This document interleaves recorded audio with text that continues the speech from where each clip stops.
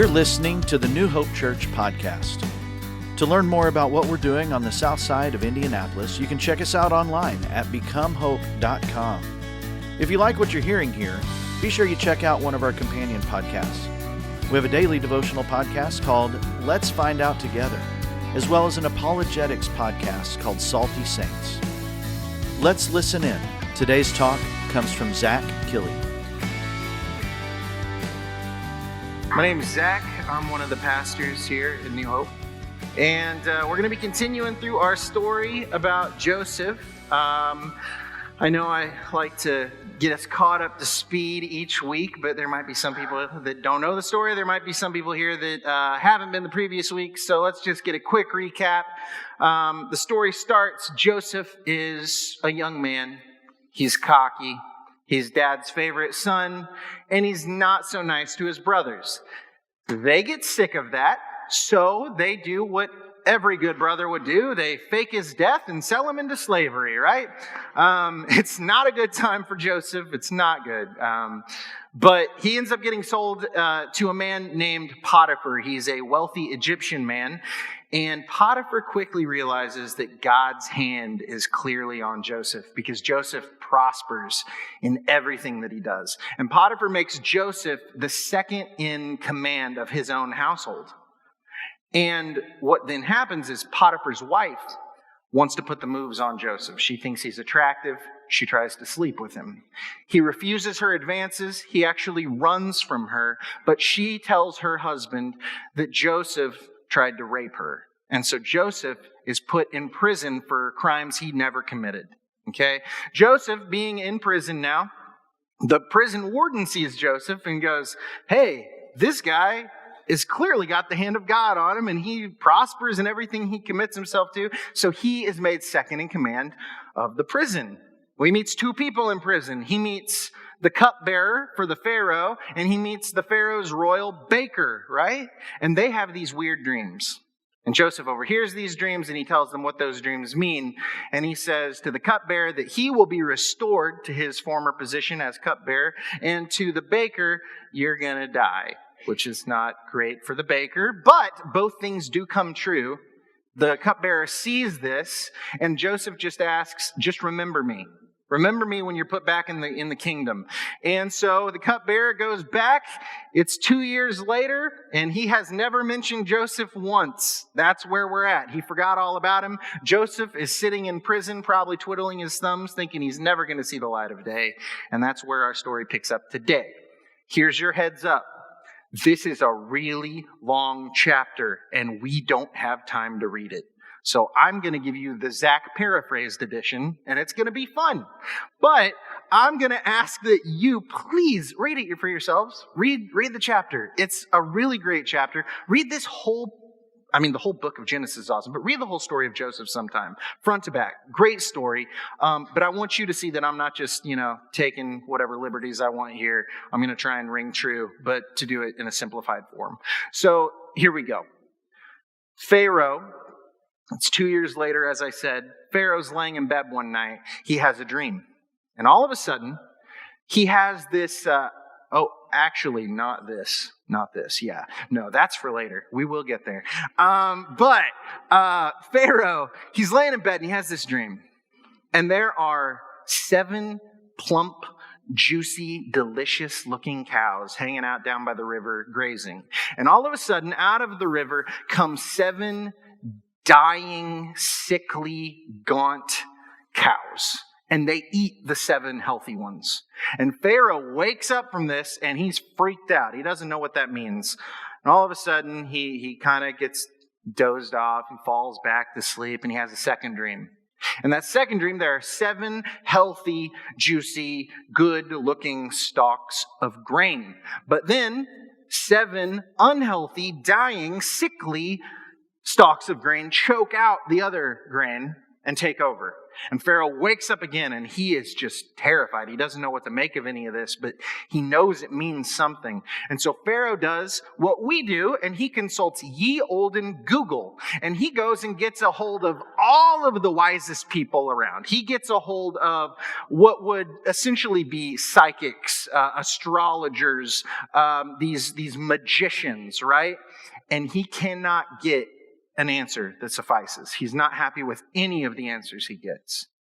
And all of a sudden, the cupbearer goes, oh crap, I forgot about that guy in prison.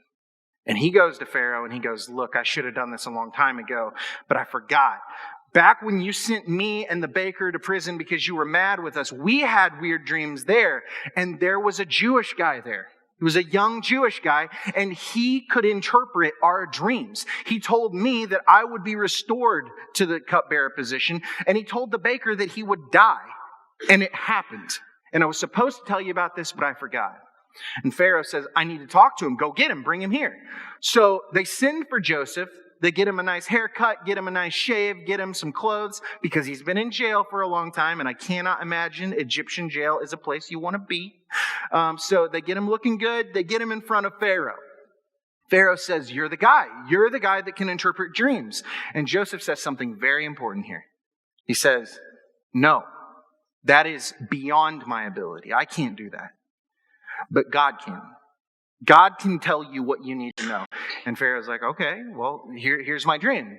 And he tells him about the 7 healthy cows and then the 7 unhealthy ones, the 7 healthy grains, the 7 unhealthy ones. And Joesph thinks on this, and he consults God, and he says, well, it's the same dream. It's one dream. It's not 2 dreams. They mean the same thing. He said, you've got the 7 healthy cows, and you've got the 7 healthy stalks of grain. He said, well, that's 7 years. That's 7 years of abundance. That's 7 years of food. That's 7 years of prosperity. Things are going to be good for 7 years. But just like those 7 unhealthy cows came out of the river and ate the healthy cows, and just like those 7 unhealthy grains came and choked out the healthy grains, we're going to have 7 years of famine. He says, Pharaoh, you've got to do something about this. So you've got to get a man on this job immediately. You need to start setting back portions of food right now. You need to build silos, grain houses where we can store up this food, where we can put it away. So when that time comes and there's no more food, we can ration it. We can give it out to the people so they'll have something to eat. And Pharaoh, in what I can only presume is a kind of tongue-in-cheek thing to say, is he says, well, who am I going to find that, God's hand is resting on? I need somebody with the Spirit of God on them. Keep in mind, this guy thinks he is God. This guy thinks that Anubis and Set and Ra are gods. He doesn't worship a God, let alone the Hebrew God. Yet he says, I need someone with the Spirit of God on him. Oh, wait, there's you. You are the wisest man here, clearly. Clearly God is on you. His hand is in your life. He's working in and through you. I need you to be this man, Joesph. He says, you're going to go and you're going to store these things up. You are going to be the second in command in all of Israel. All of Egypt. Nobody is going to have a higher position than you except for me. He said, nobody's going to raise a hand or raise a foot without your say-so. You're in charge. And that's exactly what happens. Joesph takes this job. He goes and he starts building these storehouses. They start setting back this food. And then when those 7 years come, they're ready. And they save the known world from starvation. Not only Egypt, but the Israelites as well, right? We find that out later. We'll talk about that next week, Joseph's brothers. But that's the story. That's essentially what happens in chapter 41, okay? So what do we do with that? Because that's a whole lot of agriculture, and that's a whole lot of stuff that happened thousands and thousands and thousands and thousands of years ago. So why does that apply to me today? Why does that apply to you today? How does that apply, right? I think in three particular ways. And I'll say it applies in infinite ways. I mean, the Bible is this infinite fount of wisdom and application for our lives. But we don't have time for infinite amounts of things, so we're just going to pick three. Is that fair? The first one's this. We got to go back to the beginning of the story. We hear that Pharaoh has this dream, right? And like I said, he does what we do. He goes and he consults every worldly resource he has, right? He doesn't have Google. We have Google. But how often do you go like WebMD? Who here has used WebMD? How many times were you dying? Every time. Every time. It's not accurate. I don't know how to tell you, okay? Like, he consults every resource he's got, and it's not good enough, and he knows it's not good enough, just like we do. But it doesn't stop us. We go and consult other things. So he needs something more. He needs something better than this worldly resource. Ding. Cupbearer has that thought, and he's like, listen, I know a guy, and he's not just some guy that says he can interpret dreams. He interpreted my dream. And Pharaoh, trusting his cupbearer, because he has to trust the cupbearer is the guy that makes sure you don't get poisoned. Kind of an important job for a king, right? Okay? He trusts this guy, and this guy says, this man is the real deal. And that's what brings him before Pharaoh. Now here's why that's important. Recall the fact that there has been a 2-year period of nothing coming of Joseph's goodwill towards these men. He has been sitting in jail for 2 years, probably thinking, hey, that nice thing I did for that guy, nothing's ever going to come of it. Well, that's what we're called to do too. We are called to plant seeds, because that's all Joseph did.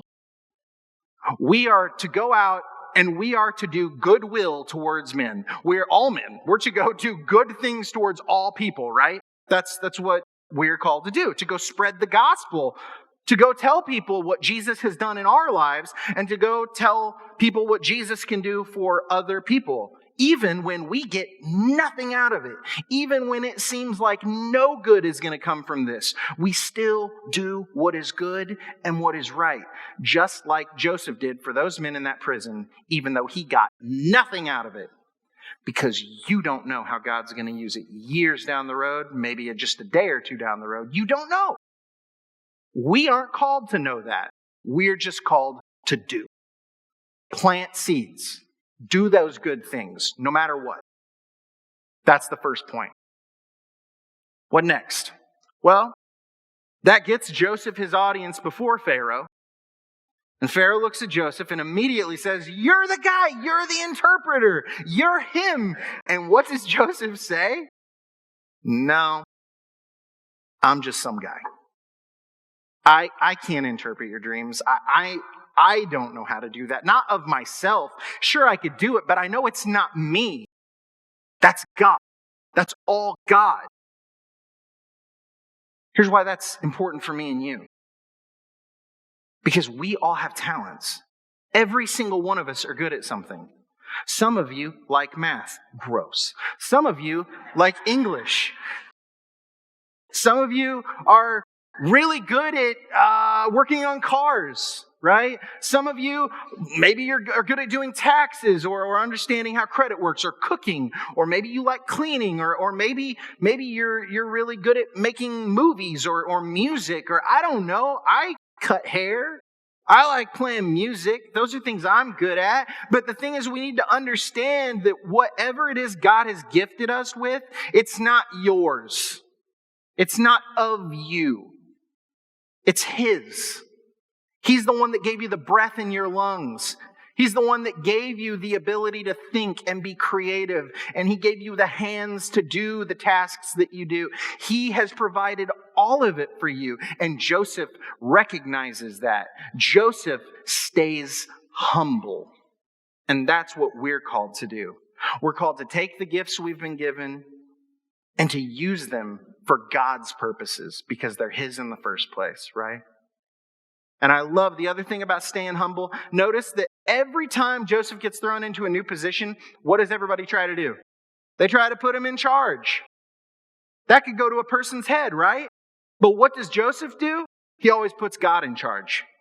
He always keeps God in charge. God is always at the top. He is always the boss, no matter how great they think Joesph is. Joesph is always ready to say, no, it's not me, it's all God.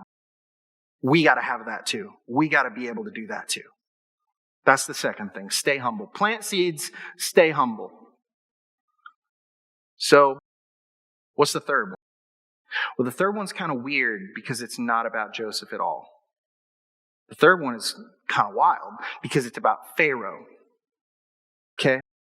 Joesph tells Pharaoh what his dream means. And Pharaoh could have looked at him and went, hey, get this crazy Jewish guy out of here, off with his head, put him in the dungeon, whatever. You can do whatever with him. But he didn't. Or he could have said, wait, you said we got 7 years? Okay. Yeah, we'll figure something out. It's cool. Don't worry about it. Well, something will happen. Maybe the weather will change. I don't know. We'll be good. We'll be fine. And just put it off. He could have done that, but he didn't do that. Pharaoh responds immediately, just like Matt told us we need to do. Just like Joesph does all throughout this story, here we see Pharaoh doing it. Pharaoh responds to God's warning. And he puts Joesph in charge. And what happens? They save the known world from starvation. Want me to take it a step further for you? Saves the line of Abraham from starving. Want me to take it a step further for you? You know who comes from the line of Abraham? What was that? Jesus. Jesus comes from Judah, who is Joseph's brother. It's from his bloodline. It's from that tribe of Judah, right? There would be no Jesus. Not in our world, not born of a virgin Jesus. That wouldn't have happened. God's promise to Abraham would not have been fulfilled had they starved. But Pharaoh responded to God's warning. You can partially thank Pharaoh for you being here today. That's kind of crazy. But how many times is God doing that in our lives? That He's telling us exactly what He wants from us, and we don't do it. What did He require of you? What were you meant to do? What are you meant to do right now that you're not doing? And what problems might be coming down the road because of it? What blessings could have been bestowed on somebody because you never acted, or had you acted, right? We've got to respond when God is calling us to do something. And you may be saying, well, look, this story is old and it's not about me. Well, let me tell you a story about you. It's really easy. Matthew 25. Let's take a look at that. Jesus says this. He says, then the kingdom of heaven will be like 10 bridesmaids who took their lamps and went to meet the bridegroom. 5 of them were foolish and 5 were wise. The 5 who were foolish didn't take enough olive oil for their lamps, but the other 5 were wise enough to take along extra oil. When the bridegroom was delayed, they all became drowsy and fell asleep. At midnight, they were roused by the shout, look, the bridegroom's coming. Come out and meet him. All the bridesmaids got up and prepared their lamps. Then the 5 foolish ones asked the others, please give us some of your oil because our lamps are going out. But the others replied, we don't have enough for all of us. Go to a shop and buy some for yourselves. But while they were gone to buy oil, the bridegroom came. Then those who were ready went in with him to the marriage feast, and the door was locked. Later, when the other 5 bridesmaids returned, they stood outside calling, Lord, Lord, open the door for us. But he called back, believe me, I don't know you. So you too must keep watch, for you do not know the day or the hour of my return. Pharaoh could have said, maybe someday I'll get around to it. And everyone would have died. Jesus is giving us a very similar warning, and it is postmarked, delivered to you. He's telling you, obey me. He's saying, I've told you everything you need to do. You need to repent of your sins. That means start thinking differently about them. Start hating your sin. Start hating the bad things that you do, the things that are not of God. Start hating those things and turn away from them. Walk away from them. Leave them behind. Confess your sins. Ask for forgiveness. He says, believe in him. Believe that he is the Son of God and that he died on the cross for your sins, that he lived the perfect life that you could never live, and that he was raised from the grave to life, and that if you put your faith in him, you will be raised to life. And he says the way you know all that's true is through your obedience. If that's true in your heart, if you really believe that, it's not just something we say. It's not just a status that we give ourselves, that we say we are a Christian. It is our obedience that lets us know if that has actually taken hold in us. Obedience never gives us salvation. Obedience is a direct result of salvation. And Jesus right here is saying, some of you are going to put this off. Some of you are going to say, oh, well, I'm the bridesmaid in the story. I'm good. I'm Jesus's. I'm set apart for him, right? But notice not all of them get in. It's the ones that were real. It's the ones that were prepared. It's the ones that really wanted him to begin with. They're the ones that got let in. What happens to the other ones? They find themselves knocking at the door, and he says the worst thing I can imagine Jesus Christ ever saying to you is, I never knew you.